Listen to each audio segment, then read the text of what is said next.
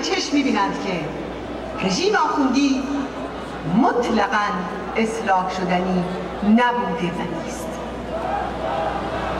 ببینید که سیاست مماشات که میخواست با حمایت‌های اقتصادی و سیاسی این رژیم را میانه رو کند به چه فجایعی منجر شده. آخوندها به جای معتدل شدن یک تروریست شرور رو رئیس جمهور خودشون کردن و کابینه‌ای مرکب از بدنامترین آدمکشان رو تشکیل دادن و به این ترتیب به مردم ایران و جامعه بین المللی اعلام جنگ دادن. اونها اختناق رو در داخل کشور شدت بخشیدند. اونها تروریسم و آدمربایی رو گسترش دادند و اونها برای دستاندازی به عراق فعالیت‌های خودشون رو به اوج رسوندند و اونها توافقات خودشون با کشورهای اروپایی رو زیر پا گذاشتن و برای مسلح شدن به بمب اتمی آخرین گام‌ها رو دارن برمی‌دارن. و تازه اینها گوشه است از نتایج پرفاجعه سیاست مماشات که دولت‌های اروپایی و آمریکا در همه اینها عمیقاً مقصرند. آقای دکتر گنجی، ما امروز در نیویورک هستیم و تظاهراتی است که ملاحظه می‌فرمایید چی هست و می‌خوام خودتون توضیح کوتاهی بفرمایید که اصلا علت جمع شدن در اینجامون چی است. ما یه تعداد از ایرانیانی که در زمان این رژیم زجر و شکنجه شدند و عزیزانشون از دست دادن مثل خانم قلیزاده و یه تعداد از گروگان‌های امریکایی که به دست آقای احمدی نژاد بازجویی ازشون انجام می‌گرفته و آقای پیرویوف که شخصا احمدی نژاد رو شناسایی میکنه و ایشون در زمان بازجویی بهشون حمله شده و فک پایینشون رو شکستن. جمع شدیم که دنیا ببینه که رئیس جمهور جدیدی که این رژیم داره چگونه آدم است. امروز بعد از ظهر گویا مراسمی در اینجا خواهد بود که ممکنه یه توضیح بفرمایید. بله، ساعت 3:30 مراسمی هست در اینجا که تعدادی از گروگان‌های امریکایی هستند، تعدادی از شکنجه شدگان ایرانی هستند و رسانه‌های گروهی شهر نیویورک حضور دارند و اونها ازشون سوال میکنن و پاسخ‌های خودشون رو میشنن. من خیلی خوشحالم که شما بالاخره به عنوان یه عضو فعال مبارزاتی بر علیه جمهوری اسلامی این فعالیت رو می‌بینم در نیویورک هم شروع کردیم و دنبال می‌کنیم. مرسی، خواهش می‌کنم. خیلی متشکرم. بعد از اون می‌بینم تو قربان. مرسی قربان.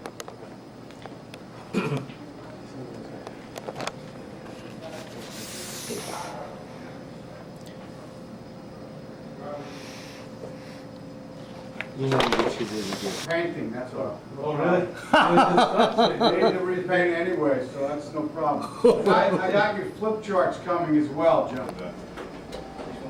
Oh, fantastic, fantastic. If we can put some of them right there, you see? همونطوری که ملاحظه می‌فرمایید این محل برای گردهمایی افرادی که آزار دیدن از حکومت جمهوری اسلامی در 27 سال گذشته، امروز گروگان‌ها و تعدادی از افرادی که شکنجه شدن در اینجا جمع خواهند شد ساعت 3:30 بعد از ظهر که مصاحبه مطبوعاتی خواهد بود که با هم ملاحظه می‌کنیم. They got it covered, right? Yeah, they're okay. You do quick look? Yeah. I got an appointment. Let's say, brother.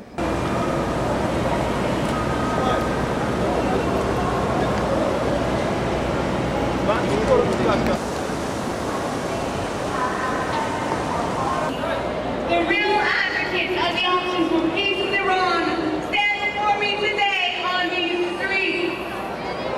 I speak of the third option. I speak of you, brothers and sisters, and I speak of nationality. And the doctrine of resistance by Iranians and its for Iranians. And I want to know why it is that murder and oppression is an evil for the peacemakers. The entire country.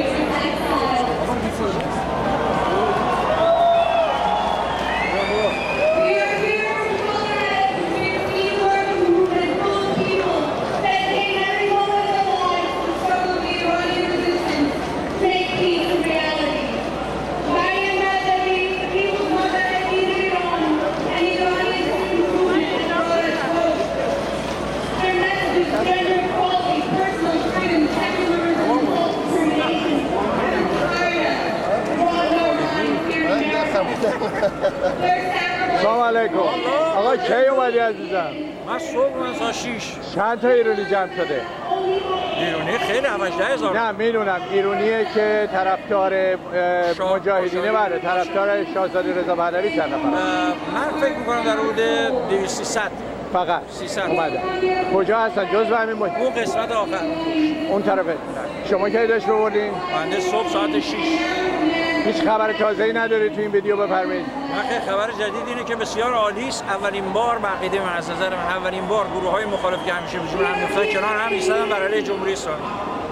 یک مجاهدین کنار مشروطه دو تا هر کدوم عکس خودشون رو زده بودن به هم دیگه نپریدن دعوا نکردن و همشون بر علیه آقای احمدی نژاد و جمهوری اسلامی شعار دادن. این خودش موفقیه. خیلی مرسی. کردها اومدن بین مشروطه‌ها یه کسی خواست شیطونی کنه دعواشو بندازه همه آروم گرفتن. من تظاهرات کرد بلوچ‌ها رو دیدم اون جلو.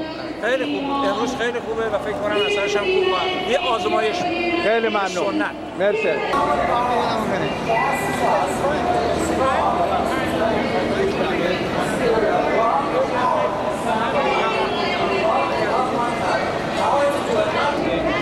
It's a terrible thing to waste a sound mind. It's a terrible thing to waste a sound mind. Let's not waste it. Thank you. Join us together. God bless you.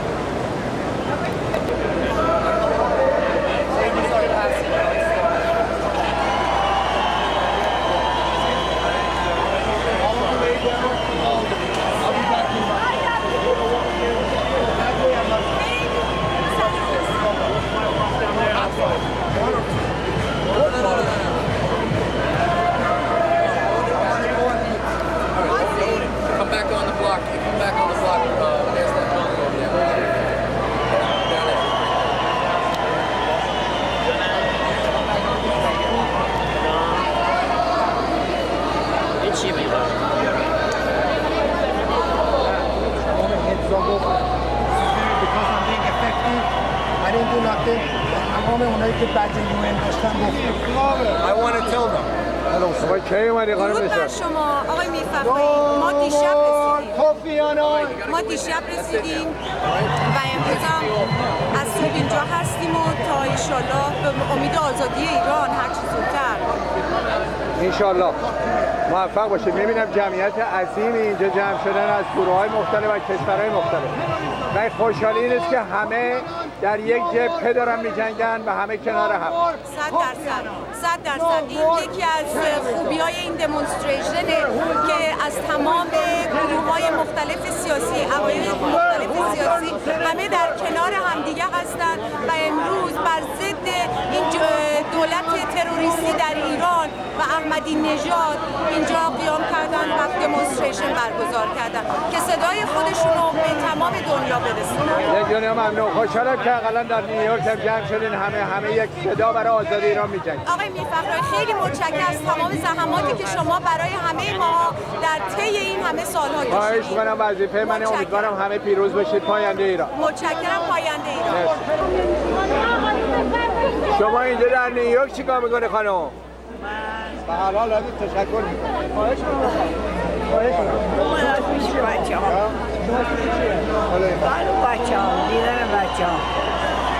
من خوشحالم اینجا میبینم عزیزم در کنار دیگران. خوشحالم از دیدن شما. مرسی عزیزم. متشکرم و ممنون. انشاءالله که زنده باشی. سال و روز خوب بگذرم. بگو تو چه جان در بدن دارم بگو. من تا چی در بدن دارم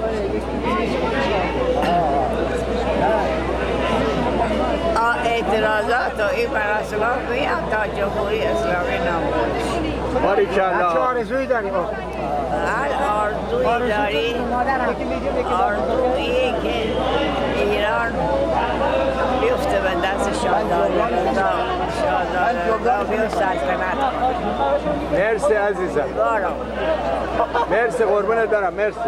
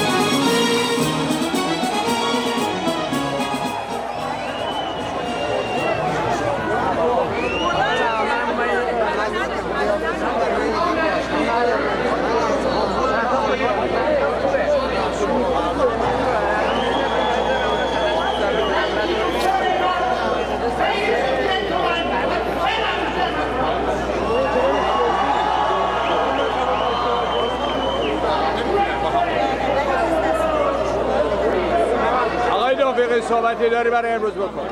حالا ما اینجا صحبت کردیم، به هر حال همونطور که ملاحظه میکنید خوشبختانه این بار ایرانی‌ها این نقطه بسیار مهم رو دریافتن. واقعا یک فرصت استثنایی بود آمدن و به جهان و جهانیان بگن که این آقای احمدی نژاد به هیچ وجه برگزیده ملت ایران نیست، نماینده ملت ایران نیست، یک آدم انتصابیه. همونطور که قبلا هم خاتمی گفته بود ایشون هم یک مباشره برای ولی فقیه.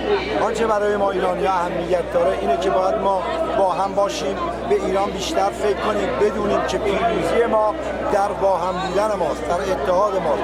خوشبختانه در کمال مسالمت هر گروه سیاسی در کنار گروه دیگر ایستاد. هدف فقط یک دشمن بود، اونم جمهوری اسلامی. جمهوری اسلامی و ساختارش مورد نظر ماست. غیر از احمدی نژاد یکی دیگر هم رئیس جمهور میشد باز چنین برنامه‌ای بود. برای ما احمدی نژاد ایکس نداره، برای ما کلیت نظام مطرحه. یک نظام تروریستی مثل جمهوری اسلامی، نظامی که تروریست حمایت میکنه، نظامی که ملت ایران رو زندانی کرده، نظام جمهوری اسلامی که به زنان ایران بزرگترین ظلم تاریخی و جهانی رو داره هنوز هم انجام میده. ما میخوایم این نظام بر بیفته به دست ملت ایران، با رأی ملت ایران در یک محیط آزاد و دموکراتیک ملت بزرگوار ایران نظام دلخواه خودش انتخاب کنه.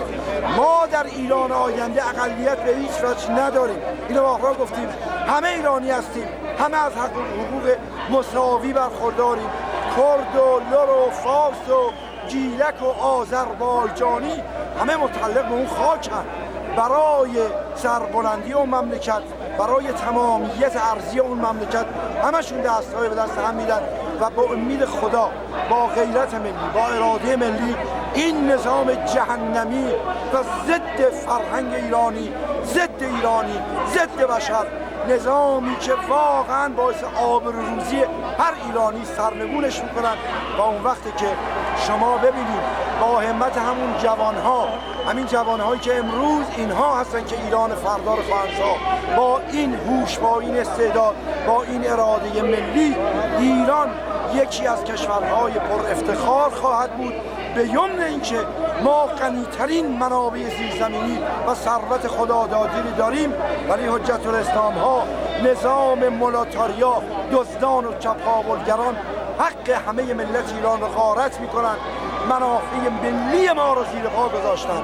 ما به تمامیت ارضی میاندیشیم، به استقرار یک نظام مردم سالار زیر یک پرچم سرنگ شیر نشان ایران و مطمئناً ملت ایران خود قادر این نظام رو بسازه. ما به جهانخواران اعلام میکنیم ملت ایران نه ملت افغان و نه عراق. اینا خیال کردن اگر نقشه های شوم در مغز کهنه‌شون است که بتونن مملکت ما را تکه تکه کنن و بهره برداری کنن، کور خواندن. ایرانی با غیرت، ایرانی به تمامیت ایران میاندیشه، برای ایران میجنگه، مبارزه میکنه و برای آزادی با امید رهایی واقعا ملت دربند ایران از دست یک رژیم قرون وسطایی عقب مانده ملایی. ما پیروزیم برای که اراده ملی داریم و اراده ملیمون پشتوانه قوی است برای پیروزی نهایی ما. آینده ایران، آینده ایران.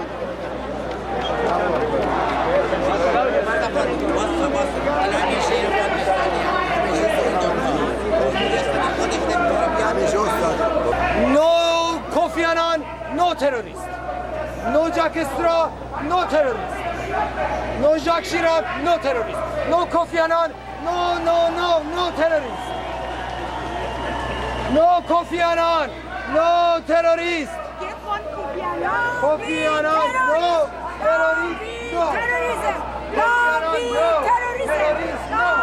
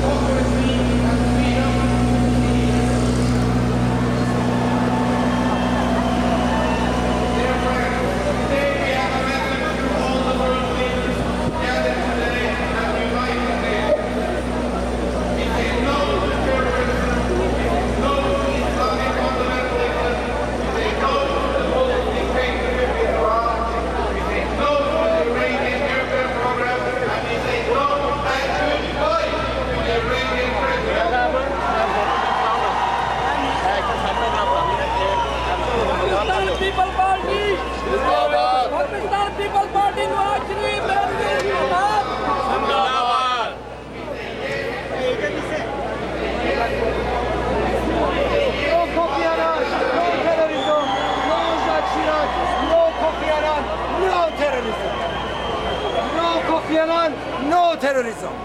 No Jacques Chirac, no terrorism. No. No Musharraf. No. No Musharraf. No Musharraf. No. No Musharraf. No. No Musharraf. No. No Musharraf. No. No Musharraf. No. No Musharraf. No. No Musharraf. No. No Musharraf. No. No Musharraf. No. No Musharraf. No. No Musharraf. No. No Musharraf. No. No Musharraf. No. No Musharraf. No. Well done, well done.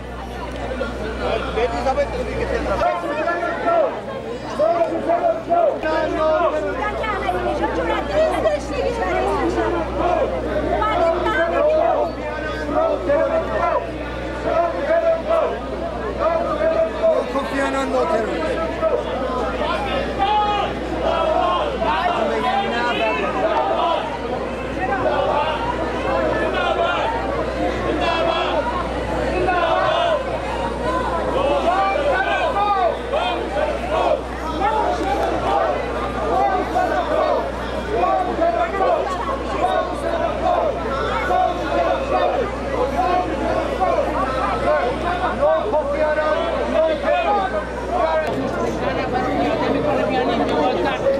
رایجان کی اومدی؟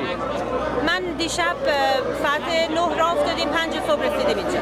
صحبتی داری برای امروز بکنی؟ برای امروز من خیلی خوشحالم از این کرادی که اومده، واقعا باریکلا به تمام ایرانی‌ها که این همه آمدن اینجا و میخوام بگم که مبارزین درون ایران بدونید که ما به یاد شما هستیم، فراموش نمی‌کنید شما تو چه منجلابی افتادید در دست آخوندها و ما تا اونجا که بتونیم داریم سعی می‌کنیم که بفهمونیم به دنیا، به جهان که این رژیم تروریستی چقدر جنایت کرده. همینطور که می‌بینید من عکسای شوانه قادری رو آوردم، کلکسیون عکسامو همه رو آوردم، زنایی که سنگسار شدن، بچه‌های خیابونی، جوانایی که اعدام شدن، همه رو آوردم و نشون دادیم.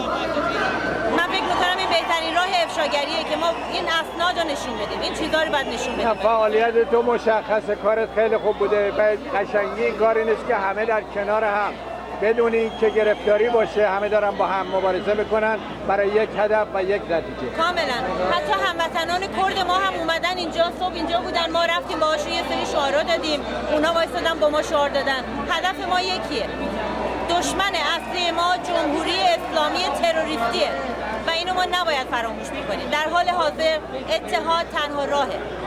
دستم موفق باشی پاینده ایران. مرسی. پاینده ایران. آقای باشایی، امروز میبینم که در نیویورک شما بین ایرانی‌ها حاضر شدی، صحبتی داری برای امروز بکنید؟ فقط ایرانیان مقیم آمریکا امروز در برابر سازمان ملل تجمع کردند تا مخالفت خودشون رو با سفر رئیس جمهور غیر منتخب ایران که به سازمان ملل نشون بدن و افکار عمومی جهان رو جلب کنن که این شخص نماینده مردم ایران نیست و نظرگاه‌ها و زوری که در داخل کشور مردم و به دانشجوها و به مبارزه سیاسی گفته میشه رو به اطلاع جهان برسونن و خوشبختانه می‌بینیم که بخش بسیار زیادی از ایرانیان خارج مقیم آمریکا از همه ایالت‌ها به خصوص در شرق آمریکا در اینجا هستن. من دوستان از کانادا، از دنور کلرادو، از سان فرانسیسکو، از تورنتو، از مونترال، از همه جای واقعا میتونم بگم قاره آمریکا می‌بینم در اینجا و بسیار خوشحالم که صدای ما تونسته به مجامع بیرون‌محلی برسه. من خوشحالیم این است که گروه‌های مخالف به هر شکل صورتی می‌بینم مجاهدین در کنار سلطنت طلبها، مشروطه خواهان، حتی کردها، بلوچ‌ها، همه در یک هدف برای براندازی جمهوری اسلامی و برای یک هدف برای نجات ایران اومدن اینجا دور هم جمع شدن و برای اولین بار می‌بینم کنار هم. واقعا حضور این انسان ناسالم در سازمان ملل بزرگترین اثر اتحاد همه گروه‌ها با هم دیگه است و همکاری همه در مورد نشون بدن از طرف هیچ گروهی و هیچ جناحی سیاسی این آدم مورد قبول نیست و بسیار این صدا خوب به گوش جهانیان رسیده خوشبختانه. مرسی، بازگذارم پاینده ایران. مرسی. عزیزم من میدونم به عنوان رهبر دانشجوها و سخنگوی دانشجوها در اعتصاب غذای شاهزاده من شما رو دیدم. ممکنه خواهش کنم صحبتی اگه راجع به امروز در نیویورک داری بکنید؟ امروز ما فقط برای بار چندم خود شاهزاده ایشون بیان کردن و نماینده‌های ایشون که جوانان جوانان از خود جوانان چه داخل چه خارج هم باشن. امروز فقط ما اتحاد و همبستگی تا بتونیم برگردیم سر مملکت خودمون و بتونیم این حکومتی که به زور اومده روی کار بتونیم با کمک خود مردم، با همکاری جوونا، با همه قشر، فرقی نمیکنه حالا از چه حزب و گروهی میخوایم باشیم، فقط امروز اتحاد لازم است. برای آوردن دموکراسی در ایران فقط اتحاد رو میخوایم و امیدواریم این اتحاد همینجوری حفظ بشه.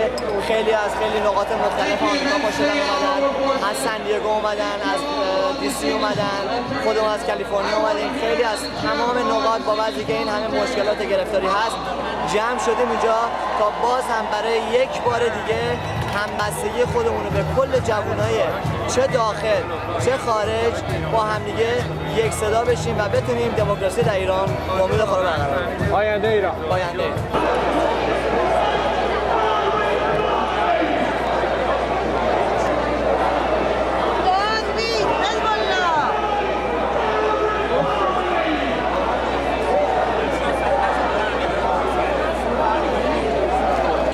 جناب دکتر رهنوردی، خیلی می‌بینم خوشحالم در نیویورک جمع شدین بین گروه‌ها، صحبتی داری با کوتاه؟ صحبت اینه که خیلی خوشحالم که دوستان و مبارزین و ایران پرستان در اینجا استقبال کردن، رنج سفر به خودشون هموار کردن، اومدن اینجا نشون دادن که ما عاشق ایران هستیم و ایران رو از دست ملاها نجات خواهیم داد، چه بخوان چه نخوان.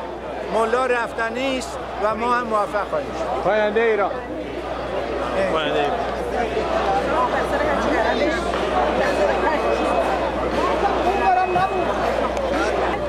جناب فرهانی گل، میبینم شما هم در نیویورک جمع شدی عزیزم بین ایرانی‌های نازنین، صحبتی داری خیلی کوتاه بفرمایید.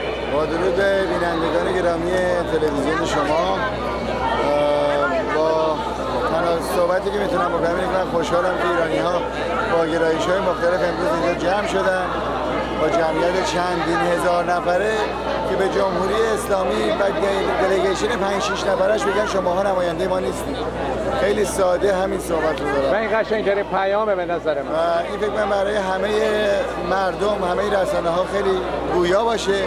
گرایش‌های مختلف از سازمان مجاهدین خلق گرفته تا نیروهای سلطنت طلب تا نیروهای جمهوری خواه تا نیروهای کمونیست همه اینجا هستن و همه میخوان مخالفت خودشون رو جمهوری اسلامی اعلام کنن و بگن این بابا نماینده ما نیست. زنده باشید. پاینده ایران. صندلی ما رو در سازمان ملل اشغال کردن، کرسیمون رو پس بگیریم. بدرود پاینده ایران. مرسی عزیزم. من نازنین شما رو عالیه. من دارم به عنوان یه مجاهد باید صحبت میکنم عزیزم. خوشحالم که دارم میبینم در کنار دیگر گروه ها داریم اینجا گرد هم اومدیم و داریم مبارزه میکنیم برای آزادی ایران. صحبتی داریم بفرمایید. من اولا به عنوان یه هوادار شورای ملی مقاومت باهاتون صحبت میکنم. ضمناً اول خیلی خوشحالم که از تمام گروه ها، از کردها، از دوستان چپمون، از دوستان نیروهای مشروطه خواه، هواداران مجاهدین همه اینجا هستن و تنها بچه مشترکی که این نیروها امروز اینا جمع شدن براش حضور یک پاسدار مزدور خامنه‌ایه که به عنوان رئیس جمهور مردم ایران انتخابش کردن و با تأسف حضور این نفر در سازمان ملل متحد در جمع سران کشورهای دنیا هست که حضور تمام این افراد فقط برای اعتراض به چنین کسی است اینجا و اعتراض به کل این نظام هست که این نظام بر اساس اون مشی ولایت فقیهش و اون جنایتایی که به دستور خامنه‌ای امروز قرار از امروز در جامعه ایران به نام گرفتن اوباش و اراذل در خیابان‌ها اجرا بشه، من فکر میکنم بسیار مثبت بود حضور تمام این نیروها بدون اینکه هیچ نیرویی با کسی درگیری داشته باشه یا اشکالی با هم داشته باشن. همه به هر صورت توی جایی که مشخص شده بود براشون از طریق پلیس حضور داشتن و شعارهای خودشون میدادن و خیلی خوشحال میشم به عنوان دلیلی که همه ایرانیان عزیزم همه باید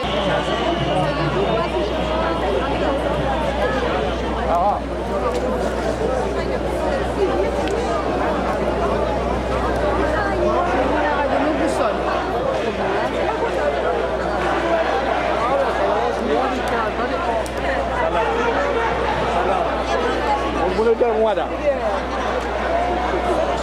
آقای سکویی عزیز صحبتی داری بکن. قربونتون برم. چقدر خوشحالم که امروز دوباره هموطنانمون دور هم جمع شدند تا صدای فریاد آزادیخواهی ملت ایران رو به گوش جهانیان برسونم.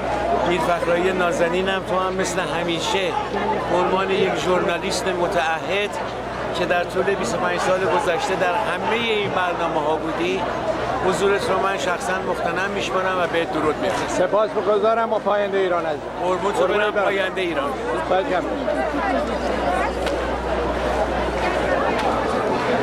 Okay, I'm standing right in front of it.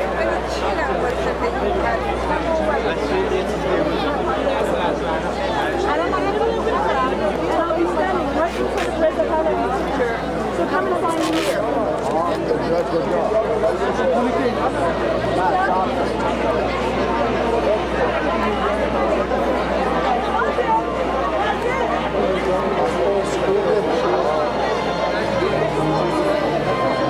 سلام عزیزم. صحبتی داری بکن عزیزم. جونم؟ صحبتی داری بکن. من پارسه. بلندتر فقط صحبت. درود دارم به تمام همیهنان عزیزمون در تلویزیون پارس. ایمان فروتن هستم در تظاهرات روز 14 سپتامبر جلوی سازمان ملل به خاطر حضور تروریست احمدی نژاد در نیویورک. سازمان‌های مختلفی اینجا دور هم جمع شدن در قسمت‌های مختلف. در این قسمتی هم که ما هستیم سازمان‌های مختلفی دور هم جمع شدن. ما خودمون با یه هواپیما حدود 40-50 نفر از لس آنجلس دیشب دیر وقت ساعت 10 شب راه افتادیم، 6 صبح رسیدیم به نیویورک. که تا رسیدیم اونجا شد 8 صبح و سخنرانی‌هایی بود، برنامه‌هایی بود. تعداد مردم بیشتر شده الان که نزدیک ظهر هست. تقریبا این قسمتی که ما داریم پر شده و این صحبت‌هایی هم که تمام روز همه سخنران‌ها و سازمان‌ها کردن در رابطه با این بوده که یک تروریست، یک گروگانگیر، یک کسی که نماینده مردم ایران و ملت ایران نیست، در یک انتخابات تقلبی اومده و به عنوان نماینده مردم ایران در کشور آمریکا در سازمان ملل صحبت میکنه که این برخلاف تمام خواسته اکثر ایرانیان هست از هر ایدئولوژی که هستن و ما پای اون درخواست خودمون هستیم. پافشاری میکنیم از سازمان ملل و تمام سازمان‌های جهانی به تمام نمایندگان جمهوری اسلامی باید از سازمان ملل و تمام سازمان‌های بین‌المللی بیرون انداخته بشن و نمایندگان واقعی مردم ایران در اون سازمان‌ها جا داشته باشن. پاینده ایران. پاینده ایران. اینا یه گروه چینی هستن که الان اومدن حتی به ما پیوستن به خاطر اینکه اولا که با اینکه دشمن چین کمونیست هستن، به خاطر اینکه خودشون 10 میلیون اعضای گروهشون گروه بودیست هستش که 10 میلیون بیشتر از اعضای حزب کمونیست چین هستن و در عرض 16 ماه اخیر دولت چین 1 میلیونشون رو کشته. اینا اومدن به ما بپیوندن که برای ملت ایران دعا کنن و تظاهرات بر علیه دولت چین برای اینکه از همکاری با جمهوری اسلامی دست بردارن. موفق باشی عزیز. قربانت.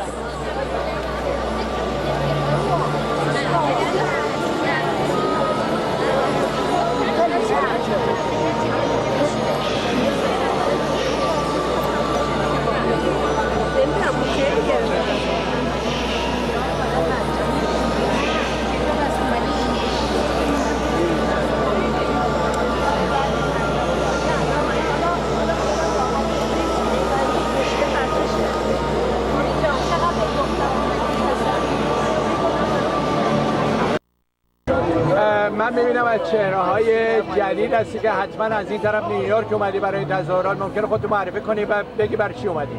زویا کفایی هستم از نیوجرسی. اومدم مملکتمو ساپورت کنم و اومدم صدامو برسونم به یونایتد نیشن و همه ثابت کنیم که این رژیم کالچر ما نیست، مملکت ما نیست و امیدواریم که روزی کسی صدای ما رو بشنوه. امیدوارم که صدا همه ایرانی‌ها بشنون و همه متحد بشن در کنار هم. موفق باشه عزیزم. موفق باشه. از نیوجرسی داشته باشه. موفق باشه. خیلی ممنون.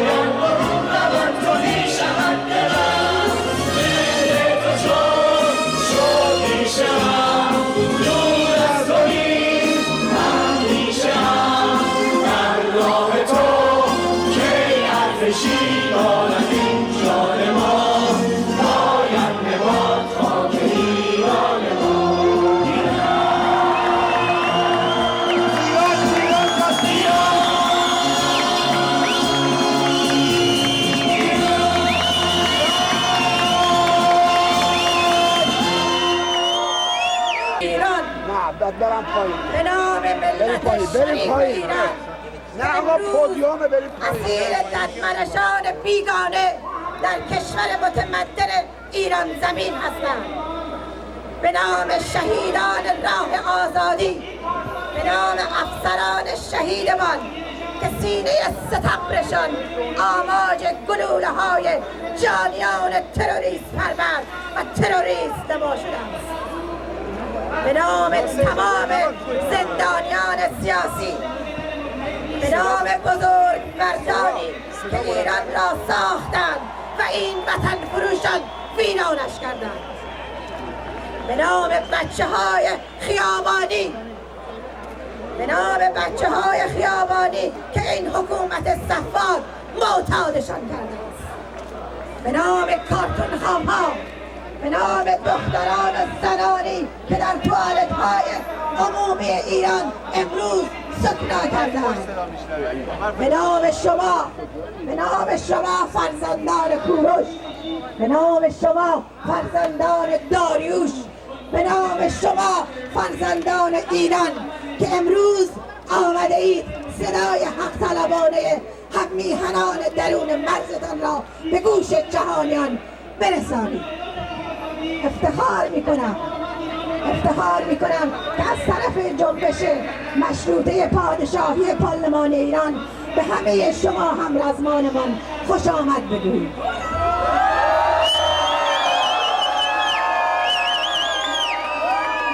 United Nations! Pay more attention! United Nations! Pay more attention! We want democracy in Iran! We want democracy in Iran! We want democracy in Iran! We want democracy in Iran! We want democracy in Iran! United Nations! Pay more attention! United Nations! Pay more attention!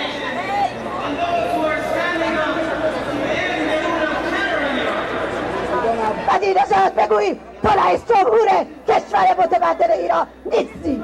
آمده ای بگوییم کل رژیم باید برود. با اجازه همرزمان از جناب ناخدا نریمان آریابان تقاضا میکنیم که تشریف کنید.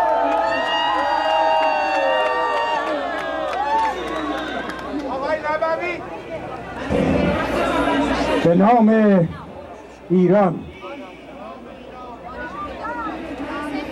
چو ایران شد از تخت شاهان تهی، ندیدند خود روزگار بهی.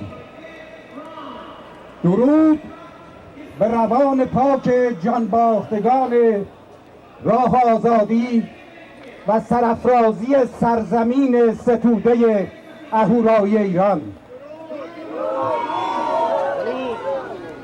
درود به روان پاک بنیانگذاران آزادی در ایران نوین، پهلوانان مشروطیت ستارخان و باقرخان. درود به نوجوانان پاک و بیگناه، آن لاله های تازه شکفته که برای پدافند از نیاخاکمان ایران در جنگ ایران و عراق با گذشتن از روی مینهای تازیان در بهار زندگی پرپر شدند و افسانه رزم و دلاوری آفریدند.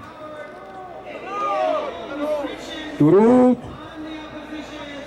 به شما برنا جوانان دلاور و گردان پیر که با تنهای پاره پاره آغشته به خونتان و چشمان نیمه باز و نگرانتان از زیر خروارها خاک در گورستانهای گروهی آشکار و نهان جمهوری امیرانی تازی پرست اسلامی چشمه‌راه روز رستاخیز و آزادی ایران هستیم.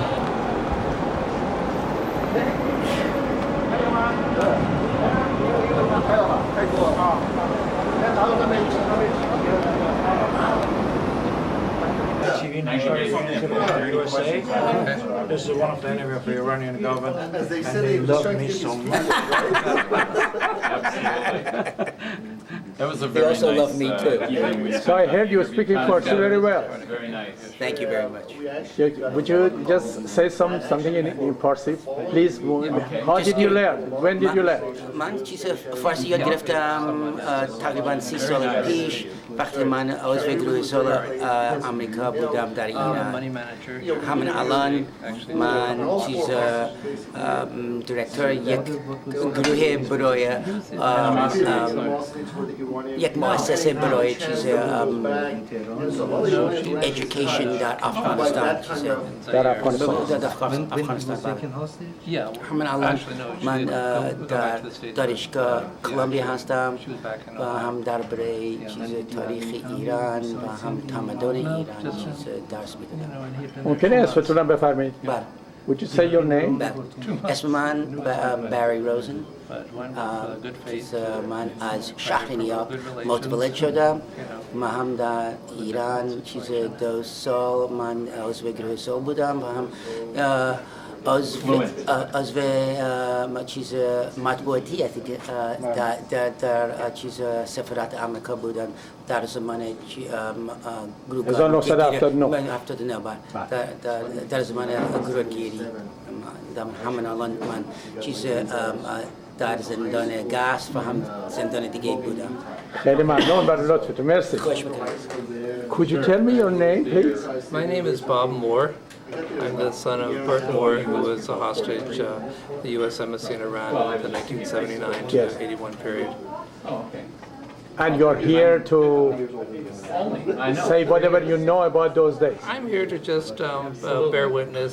My father passed away 5 years ago, so I'm here in his memory to talk about those days. Mainly from the perspective of how it felt for the family members, sitting here in the U.S. How long your father been in Iran? He had been there 2 months. 2 months. You know, he had been in Zaire, in Africa, before that, and had gone to Iran during that period. Thank you very much, dear. Okay. Thanks a lot. Could I have your name, please? Yes, Kevin Hermaning. Yes. And Tell me whatever you know. Absolutely. I was a Marine security guard. I was the youngest of the 52 Americans held for 444 days. And I had arrived in the country in August of 1979, 3 months before we were taken captive. Today I live in northern Wisconsin, where I'm a financial planner. I have a wife and 2 beautiful daughters. How long have you been in Iran? I arrived in the country 3 months before the embassy was seized. Oh, I see. And we didn't have a lot of opportunity to travel the country. We were largely confined to the compound and had a few opportunities to travel. Yes. Marine guards are not trained in the language of the host country, yet they are required to take 3 hours of language training each week. And as I was only there for a few months, I really didn't have much immersion in Farsi. Do you remember anything about Mr. Ahmadinejad, who's speaking in the United Nations today? I believe that I could identify him as one of those who was doing the interrogations on the day that I was seized. And you're sure he's one of these people? I absolutely am. And some of my colleagues, like Colonel Dave Rader and Colonel Charles Scott and William Daugherty, Don Scherer, these gentlemen had much worse experiences at the hands of Ahmadinejad than I did. Yet I think it's very important that everybody understand that he and the mullahs who are leading the country have been exporting their brand of terrorism for 25 years. Right. I'm really glad, to see you here, and we know, you had lots of suffering, for 400 days, right? 444 days. 44 days. Thank you very much. Thank you. Sorry, can I ask you the question? Did you, it's a long time, I know, but you cannot forget it. We understand it, how difficult and how horrible it was. We are sorry, really, as Iranian. We are not responsible for it. We don't call them Iranian. But now, in this time, that not only Iranian, not only you and your friends, all the wars, they are in danger. Such things can happen every minute for other people of the world. As American, that always you think about freedom. Really, how long more we have to give the time to these people, the more killing and more attacking the free world and civilization. And what we have to do as a people, as American, as a Persian, as an Iranian that hate this kind of the government for their country. As an Iranian American, I want to ask you that what we can do it together to get really rid of this kind of the government. Well, I think it's extremely important that the message be that our country and our people would stand with those who want to see a free and open and democratic Iran, where human rights is observed, and where people are free to go about their business without the government looking in their back door, torturing and killing them if there is any kind of opposition to what the government is trying to do. And we need to speak with one voice as a community of nations, all of the world, not just Americans, to bring about a change in regime in Iran, because it's actually become more difficult for people in the last 2 months as they have kind of consolidated their power there. And we would like to see that we stand, we the former hostages and the families of the former hostages stand with the Iranian people in opposition to this kind of terrorist act in which we found ourselves exposed to and which so many people have given their lives for in the last 25 years. Thank you very much, sir. We haven't started the meeting yet, No. so in a few minutes we will.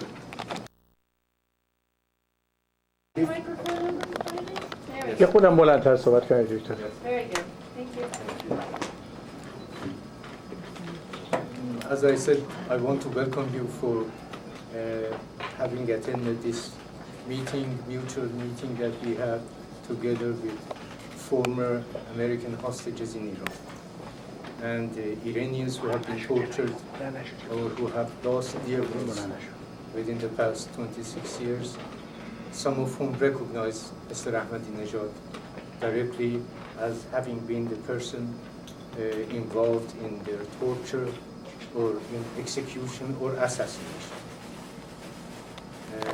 Before we start, I want to ask you to be kind enough to do something that they never do in the United Nations, to stand up and observe a minute of silence in memory of all freedom fighters and people who believe in freedom, democracy, and human rights.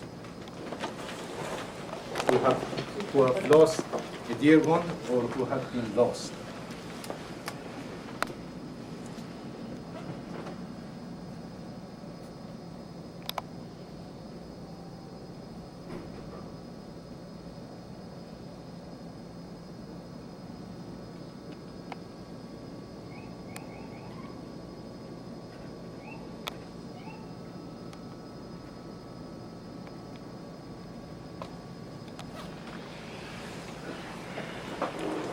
Well, it's been my fortune to have known some of the former American hostages.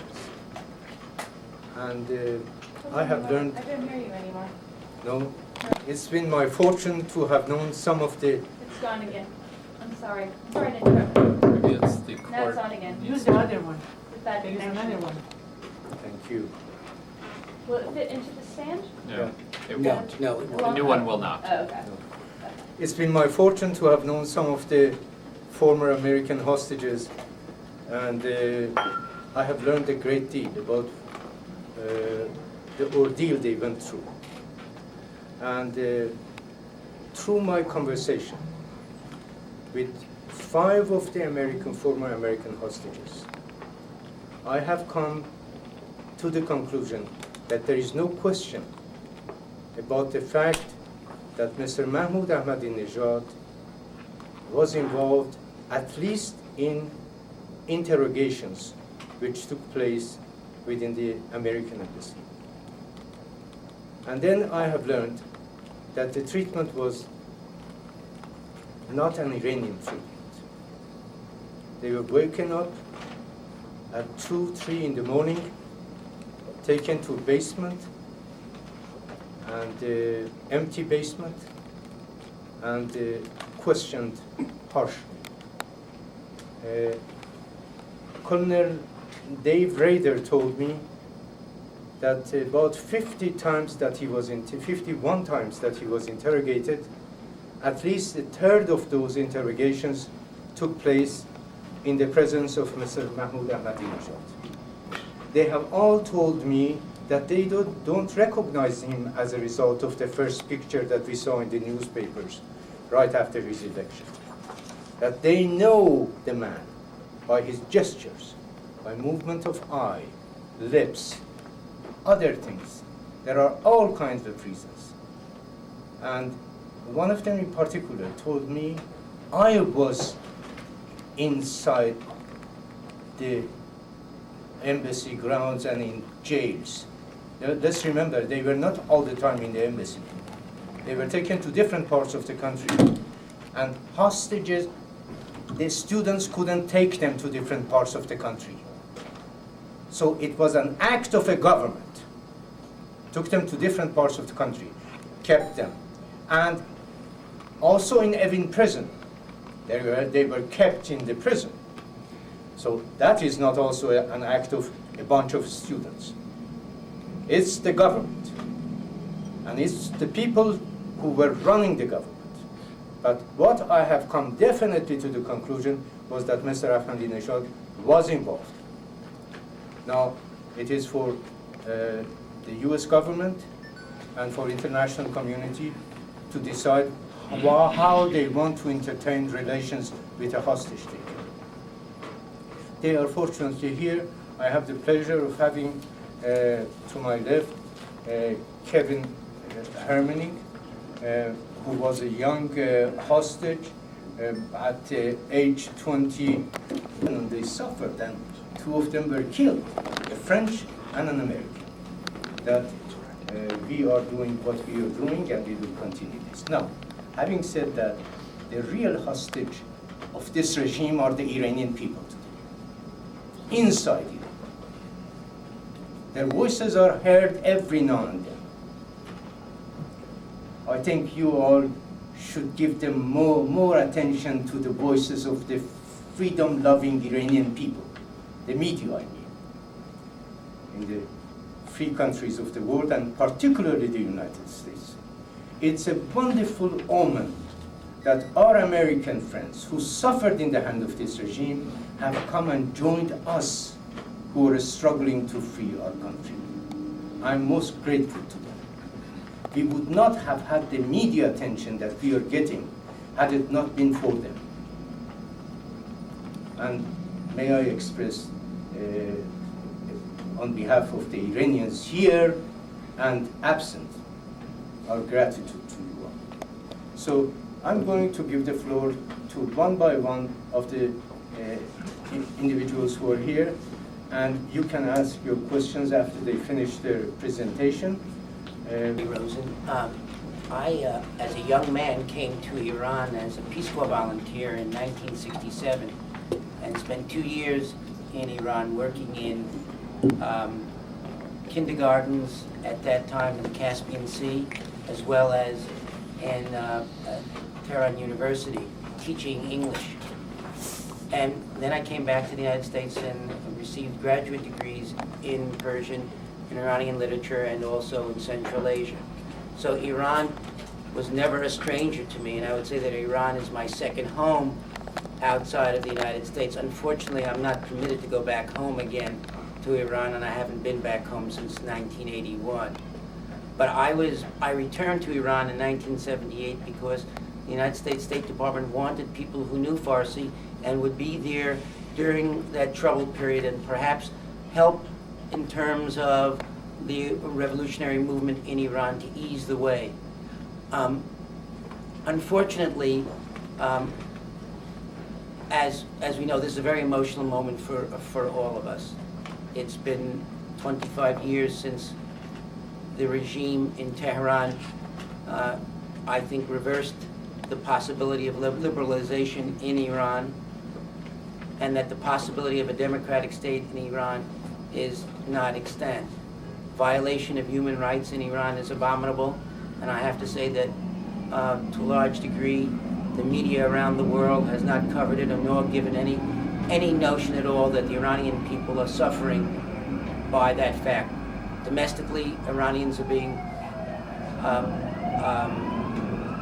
imprisoned, newspapers are closed, there is no real representation in the Majlis or the parliament. The court system are controlled by religious fanatics to a large degree. The whole regime is totally controlled by a fundamentalist regime. Let's not kid ourselves. The former president of Iran, President Khatami, was just a tool in the hands of most of the conservative ayatollahs, and he did nothing. And now you have a man, President Ahmadinejad, who is an announced terrorist himself. In our packet that was given out by the former hostages, there is tremendous amount of material by Mark Bowden, who was the author of I think it's Black Hawk Down, who talked to former hostage takers in Iran only months ago.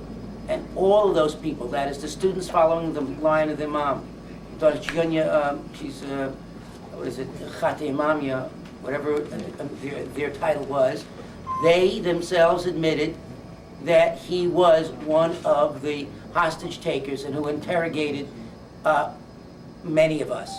So there's no doubt about it that he is a terrorist. He's the president of a terrorist state. So domestically, if we want to say one thing, Iran is a terrorist state. And internationally, we have to also admit that the first act of international terrorism was committed by Iran in taking diplomats, American diplomats hostage, 52 Americans hostage from 1979 to 1981 for 444 days. That act contravenes human rights and was the first act of the Islamic State in contravening international law. Now is the time. It's a call for justice in many ways.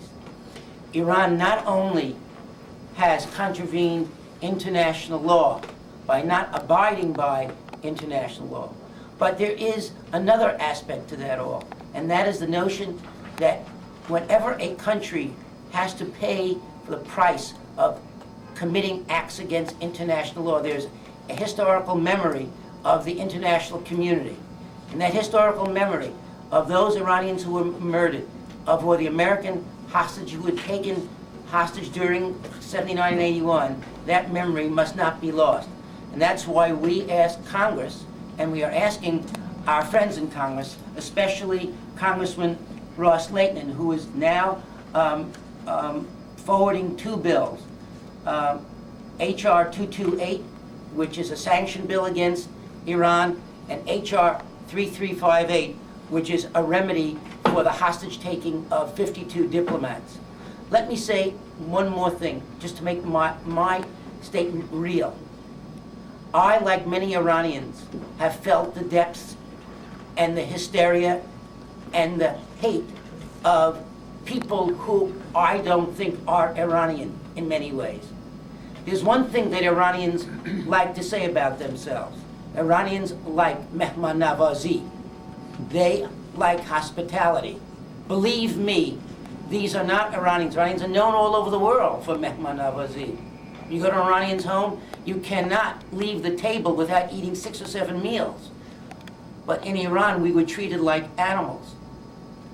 For example, and this is when I'll end it.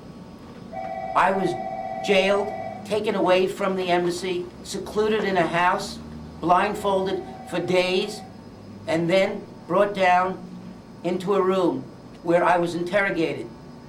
And 6 or 7 Iranian students, age 18 to 20, with AK-47s in their hands, pointed those guns at my head. And then I was ordered to write an admission of my guilt. Could you imagine my guilt? You know what I told them? What I was doing was working with the Iranian press in order to enlighten the situation in Iran. They accused me of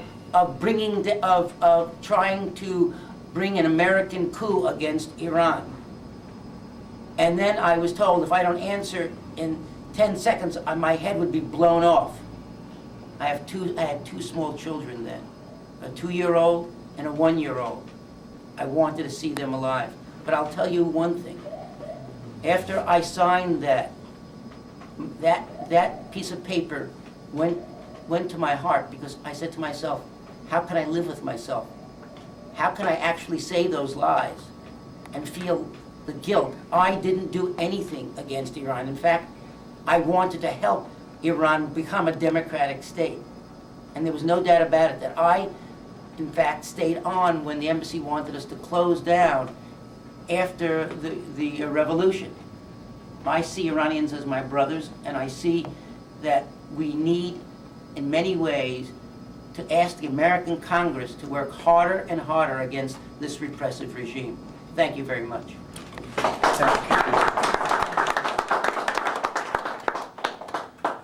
Thank you very much, Professor Rosen. Now, by the way, I want you to know that in a package, the package that I have distributed to you contains several important documents about Iran. It contains a document on terrorism within the last 27 years, Iran's role, that means Islamic Republic of Iran's role in terrorism. It contains a document on the rights of women. It contains a document list of those who have been assassinated outside of Iran, although it is not complete, but you have some 100 names of those who have posters right behind me there. Part of the list, pictures appear there. And you have also a law called the Law of Vengeance. And that shows very well the face of Islamic Republic.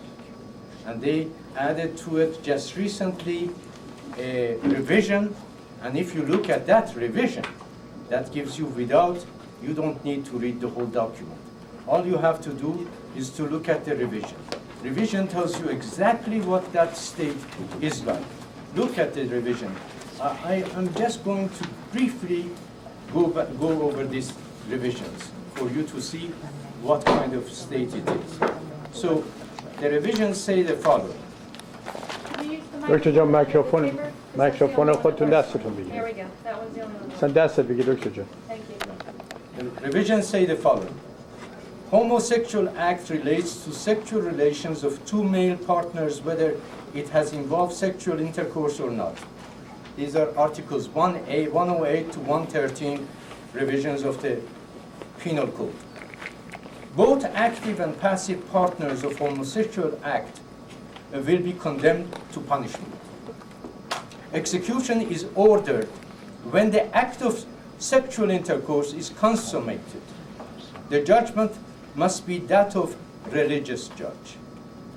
The punishment of homosexual act leads to a judgment of death only if both partners are sane and adult. And it goes on. But the whole law, when you look at it, all those pictures that you see, stoning to death, cutting arm, cutting legs, plugging eyes, lashing people. Now they say there is no more torture in Iranian prisons, but by law, the judge can issue order of lashing. If it is 100 lashes, they administer it every 2 weeks, 3 weeks, 20, 30 lashes, so the body is completely swollen. Marks is on it. The person cannot walk. So all of that is going on today. Now we are going to have our dear friend Bob Moore. He is the son of late Bert Moore, who was diplomatic attaché at the embassy. My father was the administrative counselor at the American Embassy during the 1979 to 81 period. Would you speak a little bit louder, please? Oh, okay. I've always been known to be soft-spoken, so I will just try to speak a little closer. There are 3 pictures of the American hostages on the side here, and my dad is the smiling guy in the corner. As I was growing up, he always told me, you have to have a positive attitude, even in a difficult situation. And I find it kind of ironic that here he is, practicing his own optimistic philosophy. He's smiling, even though he's not especially happy about where he is. I'm here to represent the families of the hostages and the families of people who have family members sucked into the dark holes of police states, where you don't hear about them, you don't have news from them. You don't know whether they're dead or alive, you don't know whether they've been tortured or not, you don't know whether you'll see them again. I feel fortunate. My father did come home from Iran. He lived another 20 years after that point. But I bear witness to the families of the victims of political regimes such as that, where there is scant respect for human rights. Thank you very much. Next, we... Yeah, yeah, I will say, my father came back. He's smiling.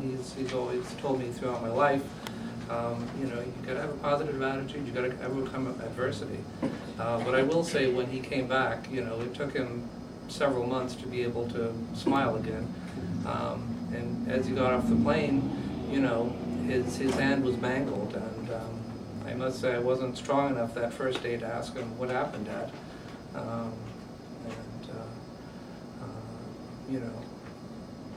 And that was just the tip of the iceberg in terms of what he had gone through.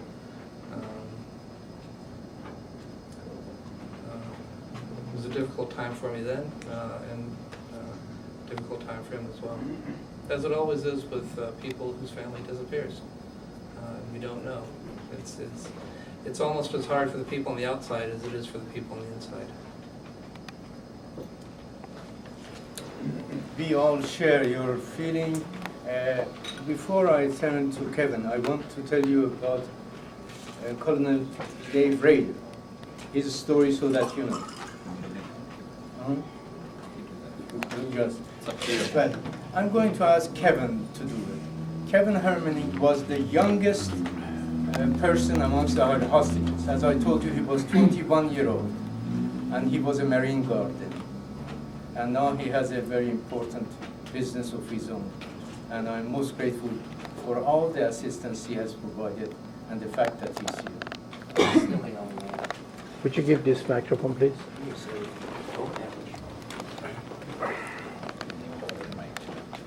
To thank you all for attending. I'd like to thank Dr. Ganji for his work in organizing today's event. Today is a rare opportunity for me to join my colleagues in a single location to discuss our concerns and some solutions. We do not all speak with one voice on every issue. All of us bring our disparate pasts and our ideas to all of any discussion as it relates to foreign policy or detailed solutions to how to deal with the country, the government of Iran.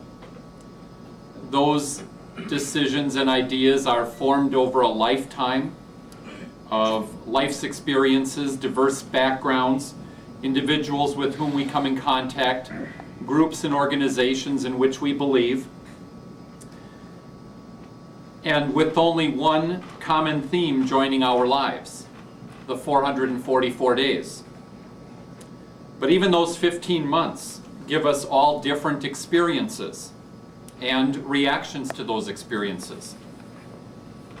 Dr. Ganji asked me to relate the experience, for example, of a fellow Wisconsinite and very dear friend of mine, Colonel David Raider, an Air Force attaché at the United States Embassy in Iran, who with the rest of us was held for 444 days. And during David's interrogations, led by, in David's words, the current president, Ahmadinejad of Iran, he daily feared for his own life, but that pales in comparison to what he really feared. Every day that he was interrogated, they would tell him, "Colonel, we know where you live. We know you have a small handicapped child. And if you do not answer the questions that we are asking you in the way we want you to answer them, we will chop off the fingers and toes of your son, and every day ship them in a box to your wife." And David was angry and he was scared. And yet he endured. And he returned, along with Barry, and with Bert Moore, and with me. I will relate a couple of experiences that I had.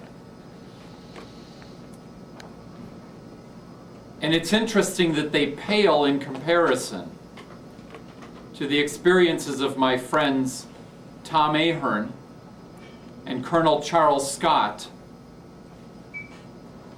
who had much worse physical and emotional and psychological harassment and abuse than I did. I had only been in the country for 3 months before the country in which I was to spend the next year turned on me. And yet I quickly learned and realized that it wasn't the country. It wasn't the people of Iran. It was a small, radical band of mullahs and their followers. They called themselves students as they stormed the gates and climbed the walls of that 20-acre compound that I was charged with defending. Now, many people don't understand and realize that Marine security guards are not responsible for repelling an attack of this nature. We were not armed well enough to repel something like this. We didn't have the training. And it wasn't because of any lax attitude on the part of my government. It was because we would be there in case of a small, isolated instance or event in which a few people might try to damage American property or to hurt American citizens. We, the Marine Guards, we carried 12-gauge shotguns and 38 caliber revolvers, and we had a small supply of tear gas. And what began as just one more street demonstration that morning turned ugly as they assaulted the embassy. We were ordered to lay down our weapons after repelling the terrorists who were attacking the embassy, using our tear gas for about 2.5 to 3 hours. I had occasion to be in the communications vault. What was I, a 20-year-old Marine security guard, doing in the communications vault? I was transporting fire extinguishers from one end of the hallway to the other on the second floor of the embassy building, because the people assaulting the embassy were trying to burn their way into the building. And there were Iranian citizens, employees at our embassy, and my fellow American workers, citizens at that embassy, who had no idea exactly what the motive or the intention was. But let me make it very clear. There is no excuse to violate international law the way the government of Iran violated international law beginning on November 4th, 1979, and supposedly ending on January 20th, 1981, when in fact for 26 years the government of Iran has not been held accountable for its actions in clear violation of international law. Thomas Ahern spent 425 days in solitary confinement, never knowing if he was the only one still being held. Some of those days were in a dark cell. Others were in a well-lit room. Others were with bright lights shining on him during his own interrogations. Colonel Charles Scott, who spoke Farsi fluently, had been in the country for many years and was beaten so severely around the face and the mouth on the first day we were taken captive that he had 3 of his teeth broken off at the gum lines, the roots of which remained embedded up in his gums, and he had terrible infections that occurred during the next 14 months, having had no medical or dental treatment during the entire time that we were held captive. On January 30th, 1980, I'll be honest, I was sick and tired of being there. And 2 of my colleagues and I, after about 2 weeks of trying to plan an escape attempt, we tried to escape. Unsuccessful though we were, I spent the next 43 days in solitary confinement. The only time I ever got out of the room was when I was taken down the hallway twice a day to use the bathroom facilities on their schedule. 2 weeks after I was put into solitary confinement, the size of the room in which I was kept for those 6 weeks was 5 by 10 feet. The only thing in that, excuse me, other than myself, The only thing in that room was the bottom part of a box spring mattress. I spent the first couple of days handcuffed behind my back. It's nearly impossible to sleep. I certainly didn't sleep comfortably, handcuffed behind my back as I laid on that lower part of a box spring mattress with the springs sticking up. 2 weeks after I was put into solitary confinement, I had the most, to this day, the most terrifying experience of my life. I was not alone in describing that as the most terrifying experience of my life. I don't know if Barry had this experience. I don't know if Bert Moore had this experience. I don't know who all had the experience, other than the fact that there were several dozen of my friends. Blindfolded, one at a time, we were brought down into the hallway in the lower level of the Chancellery building. I was taken out of solitary confinement. I was blindfolded. They stripped me down to my undershorts. They handcuffed me behind my back, and while guards were searching my room, I have no idea what they were looking for. I had just been put in there.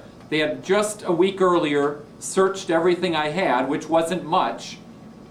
A couple of letters I had received from my mom and dad, some cards from people back home, the Bible that some people had sent to me from the United States that miraculously they gave to me in solitary confinement. And while blindfolded facing the wall in that cold basement, as several of the Iranian terrorists ran up and down the hallway shouting out execution commands, others of the guards poked their weapons into my back and taunted me, as they did to the friends who stood just beside me, whose names I couldn't tell you because I was blindfolded. I was convinced that that night was the last night of my life.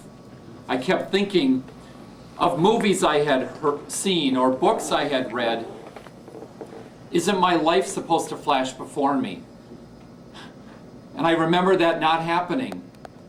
But I remember seething with anger and feeling so desperate because I couldn't do anything to save myself because of being handcuffed behind my back.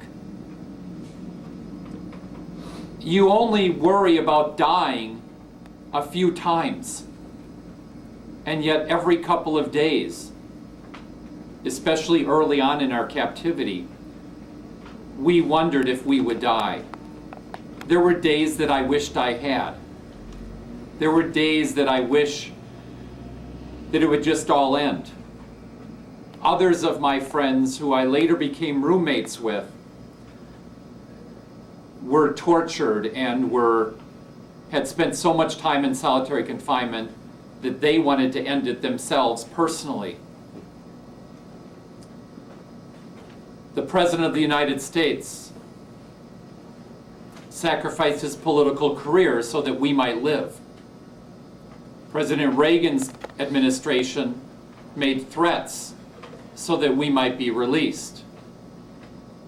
And on January 20th, 1981, we finally were after 444 days. Today, we as a group stand united with a common purpose. First, to seek remedy for a wrong that is 25 and a half years old. The government of Iran has been, for 25 years, the world's leading exporter and sponsor of international terrorism. Its support for and financial backing of Hamas and Hezbollah and other groups, and the government of Iran has yet to be held accountable for its action in violation of international law. Iran wants to be a part of the community of nations, but they yet cannot even be welcomed unless and until an apology and other remedies are rendered to the former hostages and the families of those former hostages who've already passed on. Second, we stand in support of those individuals who seek a more free and open and democratic society and government, honoring and respecting human rights, who have ideals for a brighter future. I have 2 daughters, teenagers, 15 and 12, and I shudder to think about my friends in Iran and people who I know here, professors of mine at the University of Wisconsin who've lived here for 30 years or longer, whose families are still in Iran, whose nephews and nieces are living in the kind of society that I would never want my daughters to live in.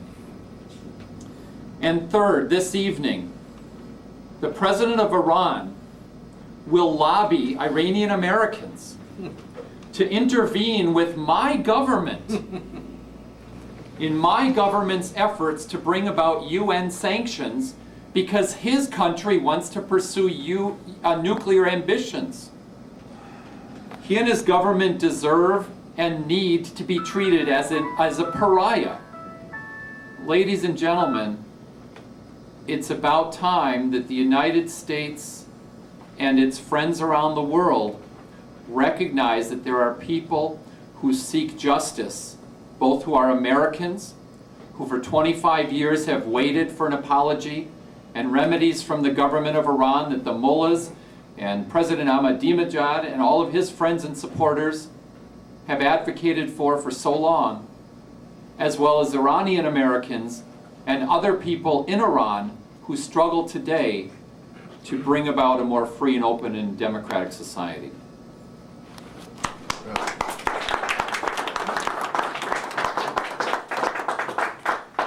I just wanted to add one thought that I think that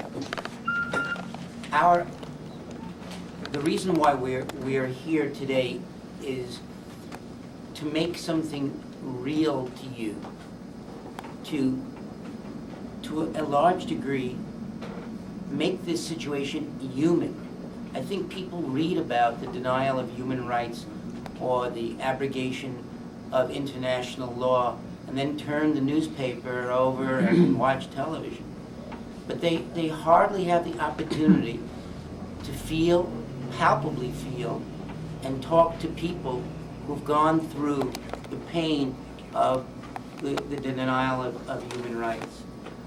It's not only the former American hostages who have seen this, but we're talking about a group of individuals here, and Iranians who are living on a daily basis of the denial of human rights and how, to a large degree, understand what the human condition is.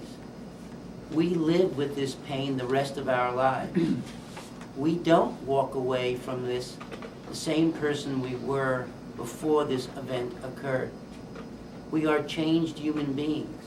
And every person that's been affected by the repressive regime in Iran, whether domestically or in foreign policy, has gone through this change. It's not, I think one should always look at that individual and understand that that person hurts. Every Iranian who's been held and tortured, and every other person, whether an American or other, they feel the pain and will feel the pain until they die. So this is a very human situation. It's not just a media event. We're talking about the lives of millions of people that are living under pain on a daily basis. And some of us who've really lived through that pain on a daily basis. Let's not forget this is a very human situation. Thank you very much. Well, I think now we are going to go to our friends on the other side who have also suffered these years in the prisons of Islamic Republic and who have been tortured.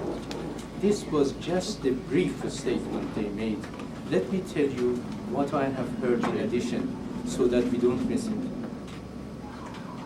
Dave Rader, as Kevin very nicely put it, said that in 51 interrogations that I was in, at least at 1/3 of them, Mahmoud Ahmadinejad was present.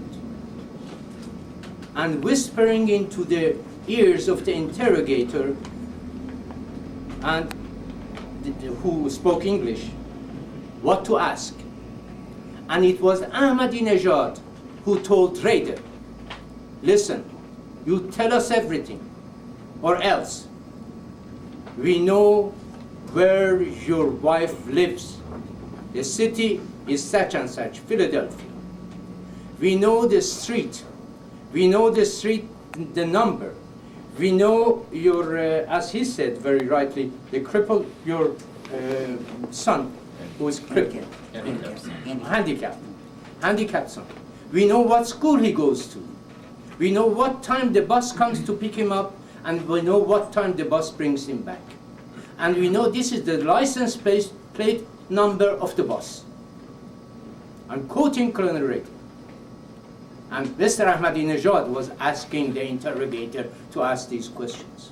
And he said, if you don't cooperate, we will cut his, if we will kill him, kidnap him, kill him, and send you, as he said, his finger or toes to you. Let me say another thing. William Doherty has told me specifically, and he has said it many times, it's on record. William Doherty says to the American agencies and American government, gentlemen, you are saying Ahmadinejad was not there. You weren't in the embassy and where we were kept to be able to say whether he was there or not. We were there for 444 days, and we know that he was there.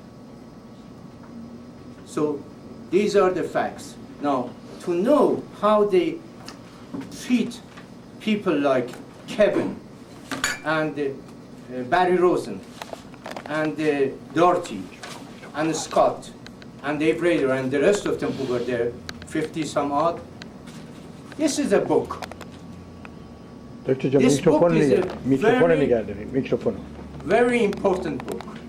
It was written by Robert Cooper, who was kept in prison in Iran for 5 years, a British. 5 years. And they did all kind of the things. To know what they did to them, read Cooper's book also and see what he has to say. Cooper in brief says this. He says, the beatings were unpleasant, I'm quoting him, the beatings were unpleasant enough, of course. Occasionally, Hussein would draw blood from my nose or lips, and twice he punched my ear so hard that it was painful to sleep on that side for several days. Unquote. And I quote again. Just as disturbing in its way was the steady stream of manic cries and groans from other prisoners on my floor and from floors above and below. One particularly persistent moaning sound seemed to come from far down, as if dungeon or isolated punishment cell. The interrogations themselves take place in rooms. Shouting and cries of pain are often heard from behind the double doors, only partially drowned out by religious chants and prayers, ceremonies played endlessly on a tape recorder in the corridor. One of the many aspects of the Islamic Republic's justice, at least as practiced by the revolutionary courts, that is contrary to natural law, is the fact that the defendant is not allowed to call a witness or produce evidence in his defense. Now we go to Dr. Murtaza Esfandiari. He is, as I told you, the representative of Kurdish Democratic Party in the United States and Canada. Some of you have asked me questions whether the Kurdish Democratic Party wants to seize the Kurdish area to seize from Iran. This is not at all the case. Our Kurdish brothers and sisters, all they want the respect of their rights as Iranian citizens, and they want to have a hand in the affairs of the part of the country where they live in directly, and that is their right. So Let's leave that question up. Can we ask some questions before we start? Yes, questions afterwards. After. No. All right. Before they leave, we can have them. After we hear Dr. Esfandiyari, we'll have the questions. The microphone on the stand doesn't work, by the way. No, just get close. It sounds like it works now. Event together. I also want to thank the participants of this event for coming here and listening to us. I have been chanting all day, demonstrating, and I have basically lost a lot of energy. So because of that reason and for the sake of the time, I have put together a little article that I read to you, and I will be happy to answer any question thereafter. Following much speculations and anticipation regarding the so-called 9th presidential election in Iran, it was announced in the early Saturday morning of June 25th, 2005, that Mohammad Ahmadinejad, the mayor of Tehran, with 17 million votes, has defeated his only rival, Hashemi Rafsanjani, in the runoff, and found his way to the presidential palace. Ahmadinejad was trailing at the bottom of many polls conducted. In the first round, he earned 5 million votes, and in the runoff, apparently his share of votes was more than triple to 17 million. By means of colossal and illegal expenses, the intrusion of the supreme leader's son and other influential state organs, the militias, the security forces, revolutionary guards, and etc., that coordinating to the regimes, that according to the regime's constitutions have no meddling rights in the electoral process. Phony figures and other schemes where the regime possesses quite a lot of expertise in. A candidate emerged from the election that is one of the most extremist elements of the hardlines camp. According to ILNA news agency, he had stated that, quote, we have a mission to expand the Islamic Republic globally, unquote. Such a person intertwined in the office of supreme leadership, aside from being not elected in an ordinary election, he has been directly involved in the murder of Dr. Abdul Rahman Qasimlu, then the Secretary General of the Democratic Party of Iranian Kurdistan, PDKI, and Abdullah Qaderi Azar, then a member of PDKI Central Committee. This carnage was carried out in Vienna, Austria, capital in 1989 by the terrorist agents of the Islamic Republic of Iran in a meeting that was apparently set up with the Iranian authorities, request to negotiate the national demands of Kurds in Iranian Kurdistan. According to sources, for the execution of such a terrorist act, two groups were prepared. Ahmadinejad, aside from being responsible for the coordinations between the assassins group and the so-called negotiators, he was a member of second terror team, and he was also in charge of arms supplies required for the groups. It should be noted that his involvement in this terrorist operation is not his only act of killing and terror. Rather, he has been suspected of other killings, especially when he was in charge of the Special Revolutionary Guard in the western part of the country. Such a terrorist figure and killer cannot represent the people of Iran as a president. Rather, he must be tried in a just and impartial tribunal. Therefore, we consider establishing or continuing international relations via such a known assassins to be in the contrary to all the international norms, to promote terrorism and inflict further injustice on people of Iran.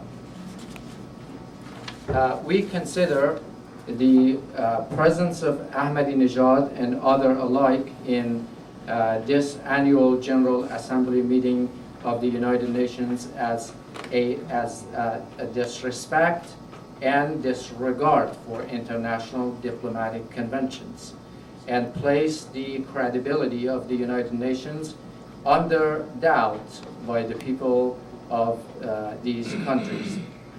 Kurdish people and other nationalities of Iran are against his presence in the meeting, and we express our oppositions with the letter that was sent by the KDPI General Secretary, Mr. Mustafa Hijri, in the past few days to Mr. Kofi Annan. Also, as Mr. Ganji himself, Dr. Ganji, is very well aware, Dr. Sadegh Sharafkandi, who was the replacement, actually the successor of Dr. Abdurrahman Qassimlu after his assassination, was also was gunned down in a very heinous crime by the Islamic Republic of Iran. And there are some evidence that shows that Ahmadinejad some trail of Ahmadinejad's acts can be found in such a profound act of violence and terrorism. We ask the people of the world to understand our causes and our grievances in Iran. We have been under the apartheid regime of Iran in the past 26 years, basically being deprived of speaking our native languages, our mother tongue language, and many other things that has happened to us. The recent events in Mahabad and the killing of Shuane Qaderi and torturing him, and then actually dragging him behind a Toyota Jeep in the city of Mahabad to tell the people that this is what you get if you stand up against the Islamic regime of Iran. Thank you very much again for your participations and listening to me.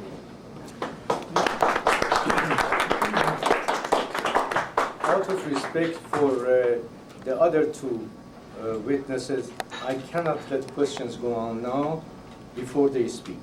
So anyone who wants to leave, you're welcome to leave. I'm going to ask Mr. Pirayov.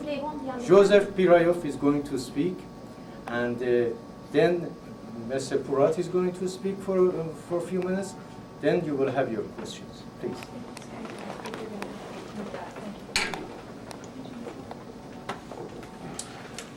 من در ایران یک شرکت تاکسیرانی داشتم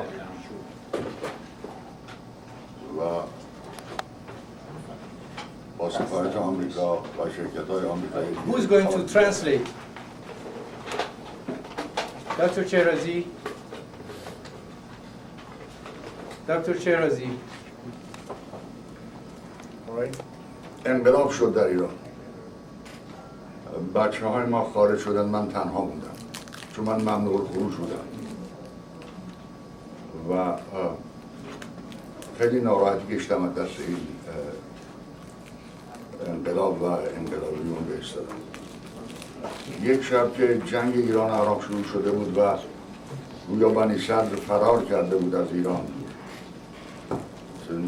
و من یه 2 هفته قبلش توسط یک آخوندی که اسمشو نمیخوام برم چون کوبی کرده در حق من یک گذرنامه‌ای بر من درست کرده بود که بتونم فرار کنم از ایران. خونه به تنهایی جشن گرفته بودم. ساعت 12 یا 1 بعد از نصف شب بود که در قلباب شد و من چون چراغا خاموش بود به خاطر جنگ ایران و عراق. اجازه میدید ترجمه بکنم؟ گرفته بودم. He had